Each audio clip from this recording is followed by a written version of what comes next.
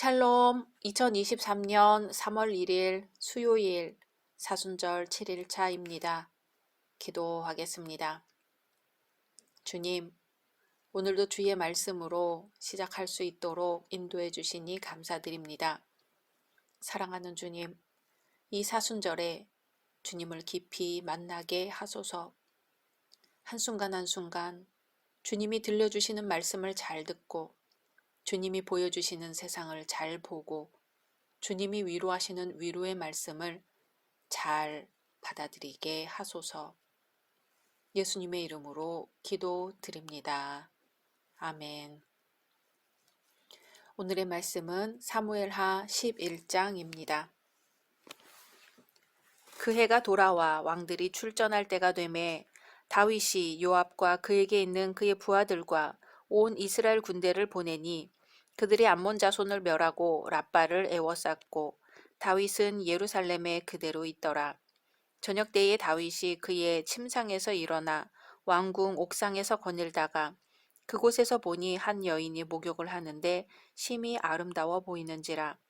다윗이 사람을 보내 그 여인을 알아보게 하였더니 그가 아뢰되 그는 엘리암의 딸이요 햇사람 우리아의 아내 밧세바가 아니니이까 하니 다윗이 전령을 보내어 그 여자를 자기에게로 데려오게 하고 그 여자가 그 부정함을 깨끗하게 하였으므로 더불어 동침하매 그 여자가 자기 집으로 돌아가니라. 그 여인이 임신함에 사람을 보내 다윗에게 말하여 이르되 내가 임신하였나이다 하니라. 다윗이 요압에게 기별하여 햇사람 우리아를 내게 보내라 하매 요압이 우리아를 다윗에게로 보내니 우리아가 다윗에게 이르매 다윗이 요압의 안부와 군사의 안부와 싸움이 어떠했는지를 묻고 그가 또 우리아에게 이르되 내 집으로 내려가서 발을 씻으라 하니 우리아가 왕궁에서 나가매 왕의 음식물이 뒤따라가니라. 그러나 우리아는 집으로 내려가지 아니하고 왕궁 문에서 그의 주의 모든 부하들과 더불어 잔지라. 어떤 사람이 다윗에게 아뢰되 우리아가 그의 집으로 내려가지 아니하였나이다.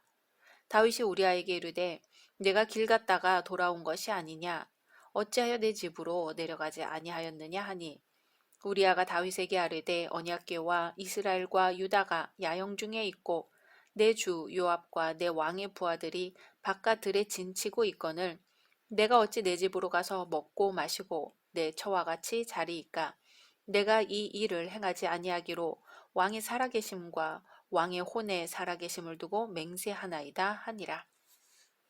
다윗이 우리아에게 이르되 오늘도 여기 있으라 내일은 내가 너를 보내리라.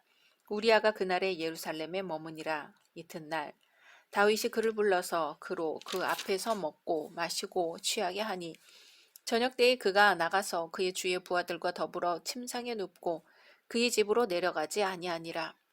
아침이 되매 다윗이 편지를 써서 우리아의 손에 들려 요압에게 보내니 그 편지에 써서 이르기를 너희가 우리아를 맹렬한 싸움에 앞세워 두고 너희는 뒤로 물러가서 그로 맞아 죽게 하라 하였더라. 요압이 그 성을 살펴 용사들이 있는 것을 아는 그곳에 우리아를 두니 그 성 사람들이 나와서 요압과 더불어 싸울 때에 다윗의 부하 중 몇 사람이 엎드러지고 햇사람 우리아도 죽으니라. 요압이 사람을 보내 그 전쟁의 모든 일을 다윗에게 보고할세. 그 전령에게 명령하여 이르되 전쟁의 모든 일을 내가 왕께 보고하기를 마친 후에 혹시 왕이 노하여 내게 말씀하기를 너희가 어찌하여 성에 그처럼 가까이 가서 싸웠느냐 그들이 성 위에서 쏠 줄을 알지 못하였느냐 여룻베셋의 아들 아비멜렉을 쳐 죽인 자가 누구냐 여인 하나가 성에서 맷돌 윗짝을 그 위에 던짐에 그가 데베스에서 죽지 아니하였느냐 어찌하여 성에 가까이 갔더냐 하시거든 내가 말하기를 왕의 종 햇사람 우리아도 죽었나이다 하라. 전령이 가서 다윗에게 이르러 요압이 그를 보낸 모든 일을 다윗에게 아뢰어 이르되 그 사람들이 우리보다 우세하여 우리를 향하여 들로 나오므로 우리가 그들을 쳐서 성문 어귀까지 미쳤더니 활 쏘는 자들이 성 위에서 왕의 부하들을 향하여 쏘매 왕의 부하 중 몇 사람이 죽고 왕의 종 햇사람 우리아도 죽었나이다 하니 다윗이 전령에게 이르되 너는 요압에게 이같이 말하기를 이 일로 걱정하지 말라. 칼은 이 사람이나 저 사람이나 삼키느니라. 그 성을 향하여 더욱 힘써 싸워 함락시키라 하여 너는 그를 담대하게 하라 하니라. 우리아의 아내는 그 남편 우리아가 죽었음을 듣고 그의 남편을 위하여 소리내어 우니라. 그 장례를 마침에 다윗이 사람을 보내 그를 왕궁으로 데려오니 그가 그의 아내가 되어 그에게 아들을 낳으니라. 다윗이 행한 그 일이 여호와 보시기에 악하였더라. 아멘. 지금까지 다윗은 정치적인 면, 영적인 면, 군사적인 면 등 다방면에서 승리를 해왔습니다. 하지만 오늘은 다윗의 밧세바 범죄 사건이 나옵니다. 때는 전시 상황이었습니다. 어느 날 다윗은 목욕하는 여인에게 반하여 그 여인을 궁으로 불러들입니다. 3, 4절에 다윗이 사람을 보내 그 여인을 알아보게 하였더니 그가 아뢰되 그는 엘리암의 딸이요 햇사람 우리아의 아내 밧세바가 아니니까 하니 다윗이 전령을 보내어 그 여자를 자기에게로 데려오게 하고 그 여자가 그 부정함을 깨끗하게 하였으므로 더불어 동침하매 그 여자가 자기 집으로 돌아가니라. 다윗이 망령이 나도 한참 났습니다. 어디 여자가 없어서 자기의 충성스러운 부하의 아내를 범한단 말입니까? 그런데 다윗의 범죄는 단순한 간음죄로 끝나지 않았습니다. 다윗의 죄의 결과로 인한 또 다른 범죄의 길이 열리게 됩니다. 단 1회로 끝나는 단절이 되어 있는 죄는 없습니다.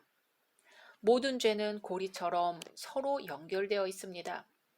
그리하여 제1의 범죄는 제2의 범죄를 요구합니다. 그리고 범죄의 열매가 나타납니다. 5절에 그 여인이 임신함에 사람을 보내 다윗에게 말하여 이르되 내가 임신하였나이다 하니라 합니다. 다윗과 동침한 여인이 잉태했습니다. 다윗은 밧세바의 임신 사실을 숨기기 위해 밧세바의 남편을 불러 밧세바와 동침하게 하려 합니다. 6절에서 8절을 볼까요? 다윗이 요압에게 기별하여 햇사람 우리아를 내게 보내라 하매 요압이 우리아를 다윗에게로 보내니 우리아가 다윗에게 이르매 다윗이 요압의 안부와 군사의 안부와 싸움이 어떠했는지를 묻고 그가 또 우리아에게 이르되 네 집으로 내려가서 발을 씻으라 하니 우리아가 왕궁에서 나가매 왕의 음식물이 뒤따라가니라. 다윗이 전선에서 전쟁 중인 우리아를 불러들인 것은 순전히 그의 아내와 동침하게 함으로 자신의 범죄를 은폐하기 위함입니다. 그런데 문제가 발생합니다. 우직하게 충성스러운 우리아가 아내와 동침하는 걸 삼가는 것이죠. 9절에 그러나 우리아는 집으로 내려가지 아니하고 왕궁문에서 그의 주위의 모든 부하들과 더불어 잔지라 합니다. 애가 탄 다윗은 우리아를 위로하는 척하면서 먹이고 취하게 하면서까지 그의 아내와 동침하게 하려고 합니다. 그러나 우리아는 끝내 아내와 동침하지 않습니다. 지금까지 우리는 다윗에게서 정의롭고 믿음이 충만한 모습을 봐왔습니다. 이제까지 우리의 주인공이었지요. 지금까지 다윗과 같게 되기를 원했고 다윗의 모습을 본받기를 원했습니다. 그런데 오늘 말씀에서 다윗은 악한 자의 전형이요. 정욕의 눈이 어두워 하나님을 떠난 모습을 보일 뿐입니다. 우리에게 이런 모습은 없을까요? 하나님의 낯을 피하며 자신의 죄에 대해 구차하게 변명을 늘어놓는 비겁한 모습 말입니다. 다윗이 사용하는 악한 방법 속에는 권력 남용이 있습니다. 하나님께서 다윗에게 군사를 통솔할 수 있는 권력을 주신 것은 자기 죄를 합리화하라고 주신 것이 아니었지요. 비록 우리아를 전쟁터에서 오라고 한 것은 지극히 작은 일이었지만 그처럼 작은 일에도 권력은 의미 있게 사용되어야만 합니다. 죄가 죄를 잉태하고 죄가 죄를 낳습니다. 범죄 후 또 다른 범죄를 꾸미는 다윗의 악한 모습은 계속됩니다. 다윗은 전쟁 중에 있는 우리아를 불러 그의 아내와 동침하게 하려 했으나 끝내 실패합니다. 그러자 다윗은 우리아를 죽이기로 결심합니다.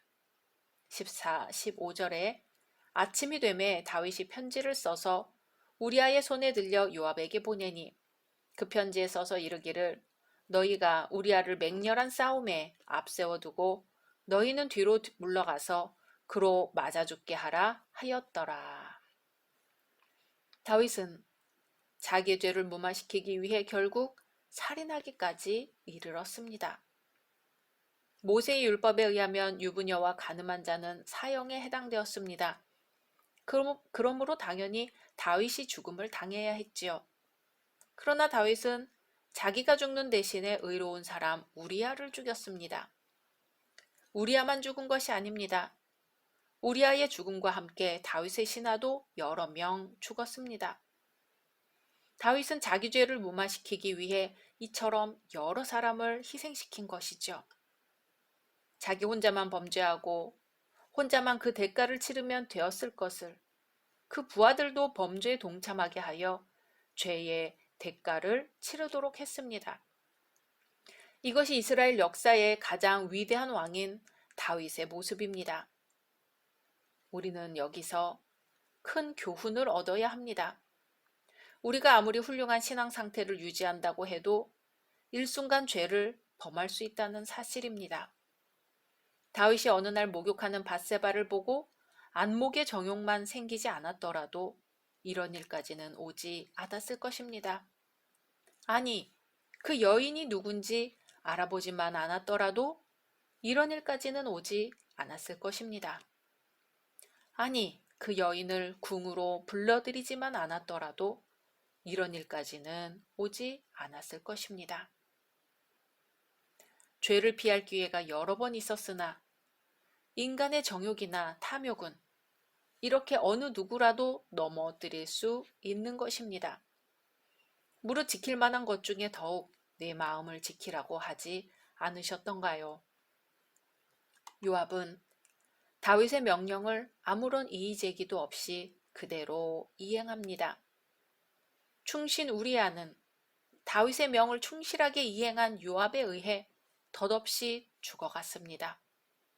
그러면 요압은 어떤 인물입니까? 그는 다윗의 충복이었습니다. 다윗을 위하여 이제까지 열심히 싸웠습니다. 그러나 요압은 진실된 의미에서 다윗의 충신이 되지는 못했습니다. 진정한 충신이었다면 다윗이 한 불의의 제안에 대하여 그 부당성을 진언해야 했습니다. 왕이 잘못했을 때 자기의 자리나 목숨을 걸고라도 진언을 해야 했습니다. 하지만 오늘 요압은 다윗과 합력하여 선을 이루는 것이 아니라 합력하여 악을 이룹니다. 결국 의로운 사람이 죽습니다. 우리아는 아내와의 동침을 거절하는 이유에 대해 언약궤와 이스라엘과 유다가 야영 중에 있고 요압과 다윗의 부하들이 바깥들에 진치고 있는데 어찌 자기 혼자 집에 들어가 먹고 마시고 아내와 잠을 청할 수 있겠느냐고 하지요. 우리아는 지극히 충성스러운 장수였습니다. 그런데 이처럼 충성스러운 우리아가 다윗과 요압에 의해 죽게 되었습니다. 참으로 허무하기 이를 데 없습니다. 우리는 우리가 맡은 일들에서 우리가 무덤덤하게 지나치며 저지르는 소소한 잘못들 때문에 피해를 보는 사람들이 있다는 것을 알아야 합니다. 산풍 참사를 생각해 볼까요?